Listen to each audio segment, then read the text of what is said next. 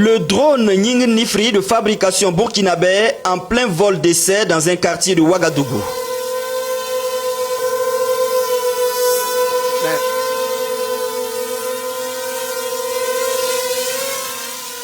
Deuxième vol test, le drone Piga, détecteur d'engins, explosif, improvisé.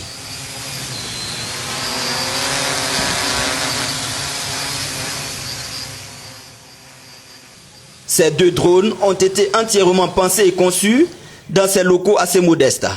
Comme vous le constatez, nous ne sommes pas dans les locaux du constructeur de drones turc Akensi et Bayraktar, mais nous sommes bien à Ouagadougou, dans un quartier dont nous taisons le nom pour des raisons de sécurité.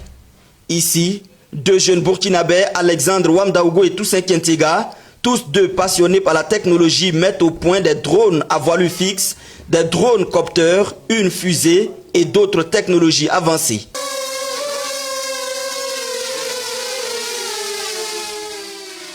Là, on a un drone à voilure fixe et qui est capable aussi de faire un décollage vertical. Et ce drone, on l'a nommé Nying Nifri, un nom local pour la nomination.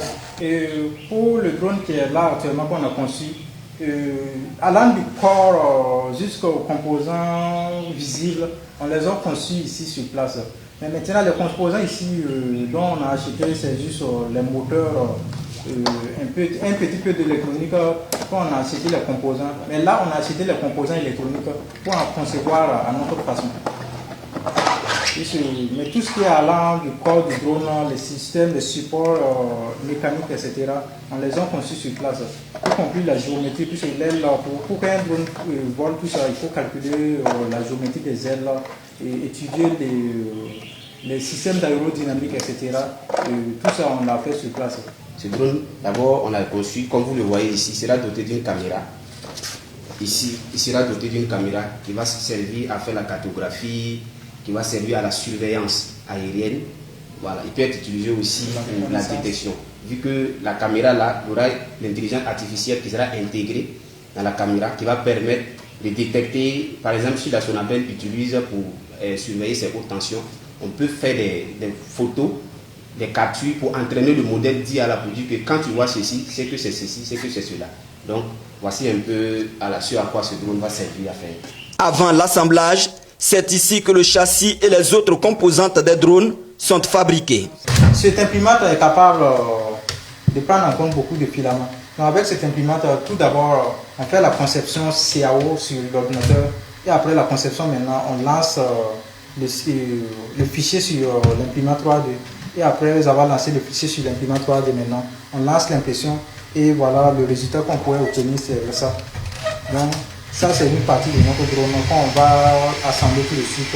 Mais avant l'impression, le travail est fait sur papier, ensuite sur l'ordinateur. On a un papier sur lequel on va étudier le système, faire les différents calculs géométriques, aéronautiques, l'étude aérodynamique, faire même souvent les connexions électroniques, tout ça. Et maintenant, on passe sur l'ordinateur. Et sur l'ordinateur, maintenant, on fait la simulation sur l'ordinateur. Et les parties à concevoir, maintenant, on adapte avec la conception qu'on a fait sur le papier.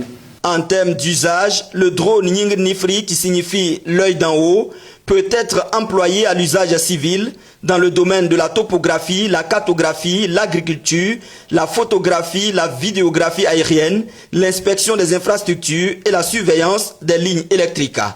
Dans le domaine sécuritaire, il peut être employé à la surveillance des zones sensibles et l'espionnage.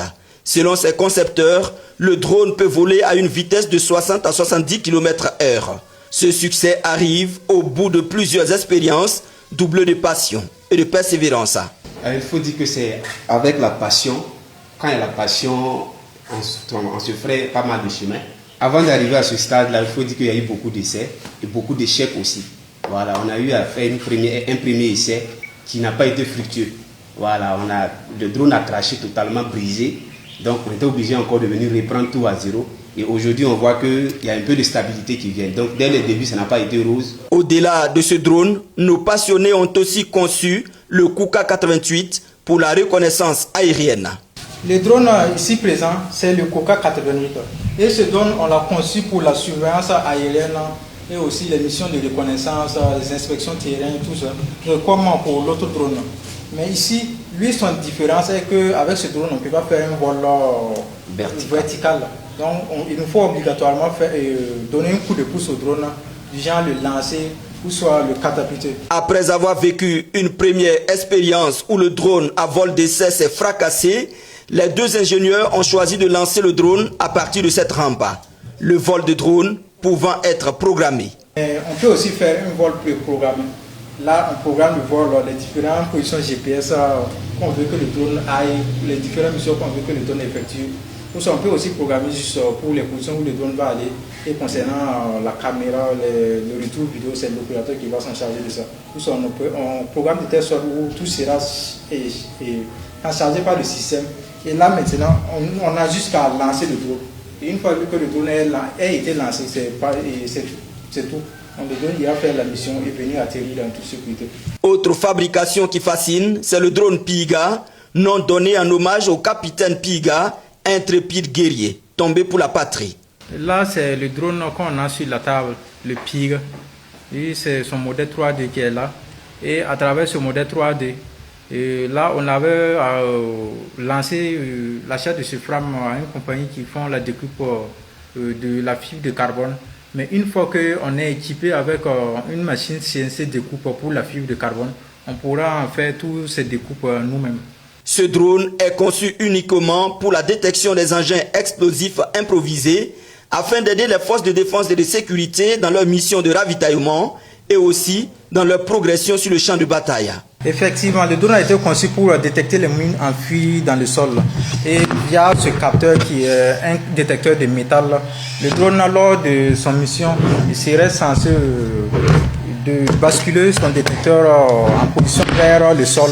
Donc, ce qui va permettre maintenant de bien sculpter le sol afin de détecter les mines. Vu que sous les mines,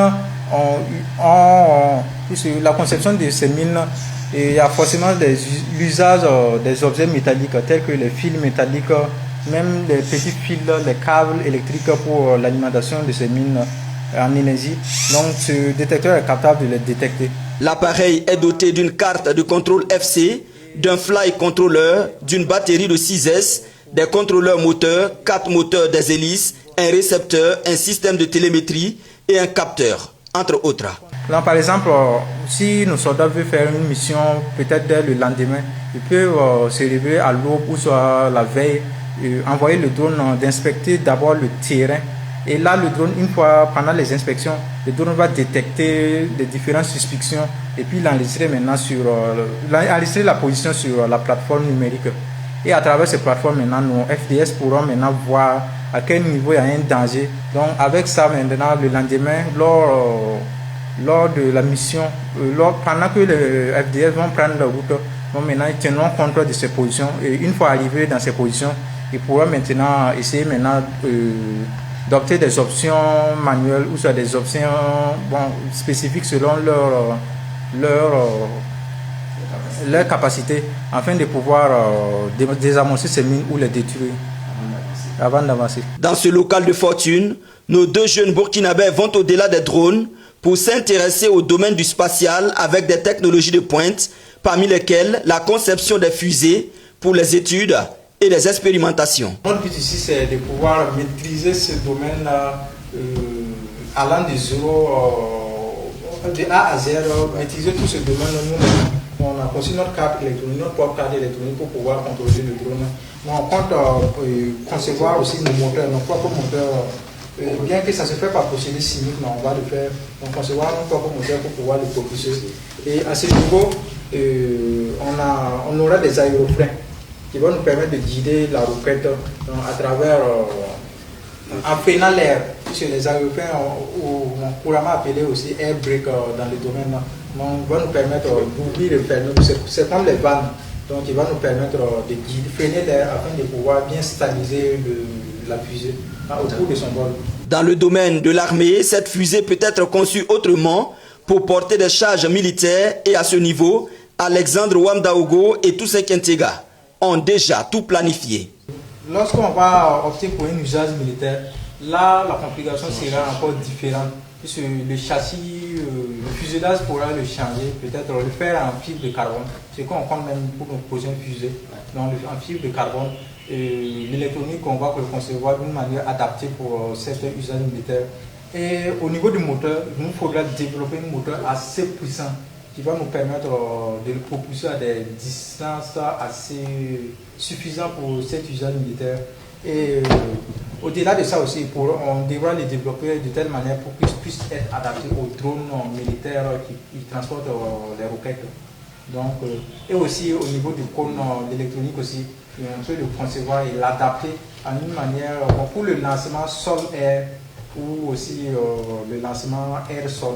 Autre technologie en cours de développement, c'est le LoRaWAN, une technologie de longue portée qui diffuse des ondes et destinée aux objets connectés. Donc ici vous voyez par exemple ces compteurs d'eau, ce sont des compteurs intelligents. Donc on n'a pas besoin de se déplacer pour effectuer des manips sur ces compteurs-là. Et ces compteurs-là fonctionnent avec la technologie LoRaWAN qui est destinée typiquement aux objets connectés. Par exemple celui-ci c'est un GPS. Avec celui, quand on le charge, il fait 2 à 3 mois d'autonomie. Vous pouvez l'introduire quelque part dans un véhicule et chaque fois il se lève, chaque 2 minutes, il envoie des données de votre pollution. Donc pour voir ces données, nous avons développé une plateforme sur laquelle on peut visualiser ces données. Également aussi des compteurs, nous avons développé une plateforme de contrôle à distance de ces compteurs-là. Voilà. Et à côté de ça, il y a un détecteur de porte. Celui-ci, c'est un capteur d'humidité qu'on introduit dans le sol qui s'élève chaque matin et qui t'envoie l'humidité du sol. Cette nouvelle technologie est destinée à la nationale de l'eau pour la gestion à distance de ces compteurs. La relève d'index, on n'a pas besoin de se déplacer pour aller voir l'index des compteurs. À distance, déjà, on sait l'index envoie chaque jour. Donc ici, au niveau des alertes, une fois qu'il y a des fuites, sur la plateforme ici déjà, on est alerté qu'il y a des fuites. Si la batterie du compteur, il y a un souci, on est alerté. Par exemple, la durée d'autonomie de ces compteurs-là, c'est 15 ans. En outre, la technologie LoRaWAN est associée à un GPS capable de contrôler les mouvements des personnes dans la ville de Ouagadougou. Alexandre Wamdaogo et Toussé Kentega travaillent au sein de la société Vicba Éco-Technologie du Burkinabé, Adams Romnial Ouedraogo, basée à l'extérieur. Disons que nous ne sommes pas deux seulement, nous travaillons avec des ingénieurs, mais qui ne sont pas sur place au Burkina Faso. Nous travaillons avec 3 ingénieurs qui sont de l'autre côté, en Europe.